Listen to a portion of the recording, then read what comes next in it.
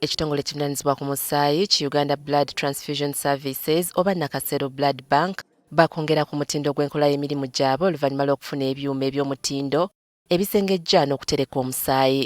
Ebyuma bino bimazeewo akawumbi kamu n'obukadde 300. Abakugu ku Nakasero Blood Bank batugambye nti ebyuma bino bya njawulo ku bye babadde nabyo naye ng'ate byetaagisa kubanga bikubisaamu emirundi ng'ebiri mu kutereka n'engeri gye bisengejjamu omusaayi. Tubaddemu n'obuzibu nti waliwo kye tuyita whole blood nti kati whole blood ngeri gye njijjamu mu mugabi w'omusaayi lwe mbadde njiwa omulwadde lwakuba siina bintu ebinyambako okugezaako okola ku musaayi guno ogulongoosaako.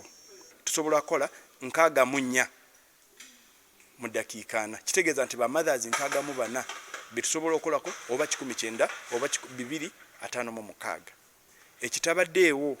Dr. Joseph Okware nga yakiikiridde minisita w'ebyobulamu Dr. Jane Ruth Acheng akalaatidde aba Nakasero Blood Bank okukuuma ebyuma bino n'okubikozesa n'obwegendereza. We were cautioning the people working in the blood bank here. This is new equipment, new technology worth 1.3 billion shillings. We want them to be trained. They have come with manuals. They should learn how to use this equipment. Bo aba Ecobank nga bebawoomye omutwe mu kugula ebyuma bino basabye bannayuganda okwewaayo okugaba omusaayi gusobole okuyamba abo abagwetaaga naddala abakyala ab'embuto. Ebitundu 5 ku 100 by'omusaayi nti buba bigenda ku bantu abalina omusujja.